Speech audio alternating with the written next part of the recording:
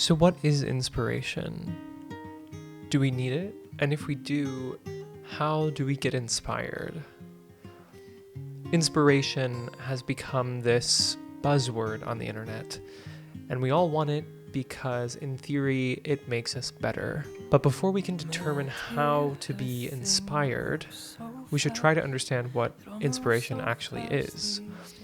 And your understanding of inspiration might differ from my understanding of inspiration, and that's a good thing.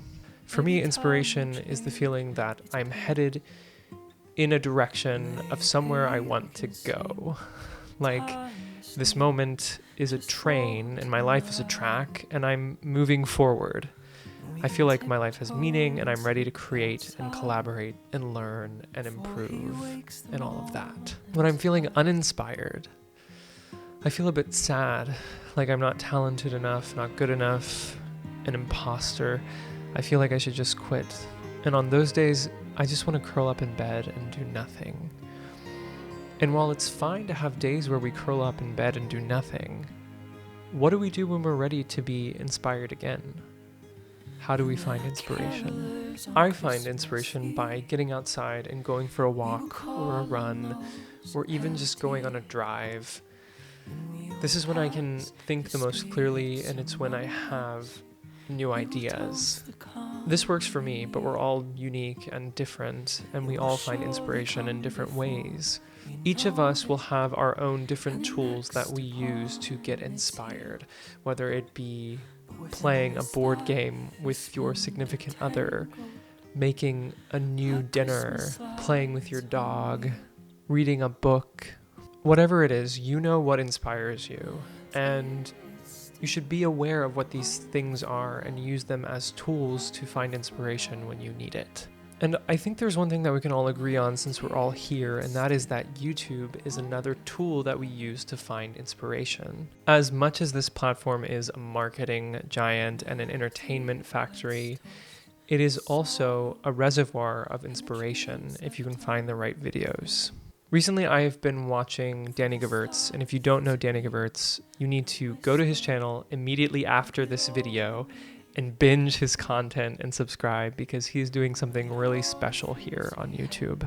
I watched one of his videos recently where he mentions this idea by Ira Glass, and he gives you a link to this video where you can hear Ira Glass talking, and he's talking about what he calls the gap.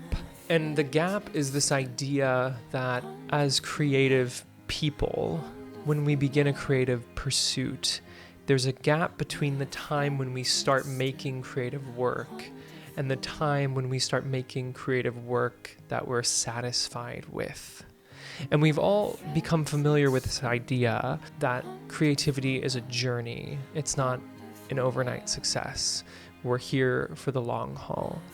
But the thing that Ira says that's interesting is that our taste is consistent. We become artists because we have some talent and excellent taste. And what Ira says is that our taste never changes, our taste never fails us. But when we start, there's this learning curve, there's this experience curve where it takes us a while to catch up with our taste. And so in the beginning, we're not able to make work that we're really satisfied with. And our taste lets us know that the work we're making at the beginning is not really all that great. We all know what we want our photos to look like, what we want our videos to feel like, what we want our voices to sound like. And in the beginning, we're not able to achieve that right away. And that's difficult for us to reconcile because it makes us spiral into this negative commentary inside of ourselves. A lot of people just quit, but what Ira says is if you can hold on until you bridge that gap, you will find success and you will start making work that meets your good taste. So what does this mean for us? First of all, it should remind us that we're not alone in our struggle as artists, that there are other people out there who are experiencing the same things that we are. We've all had that moment when we come home to look at our photos after a shoot and our subject's nose is in focus instead of their eyes, or they're a little bit blurry and we think, damn, I should have shot with a faster shutter speed, or I shouldn't have used this fast of an aperture.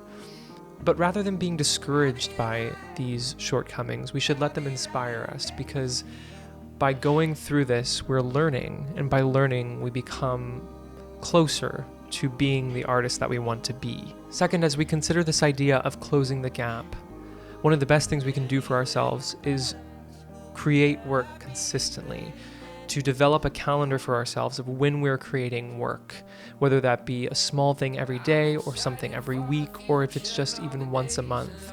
Building a calendar for ourselves and putting out work, because the only way that we can bridge the gap is by creating and creating and working and working.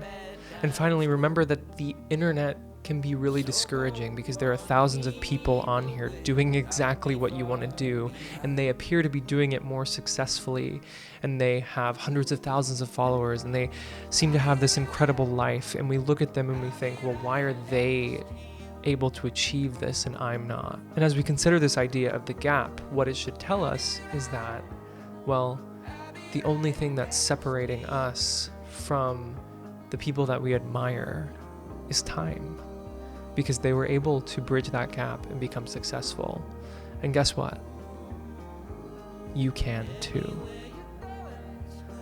Thanks so much for watching. I'll see you soon. Bye.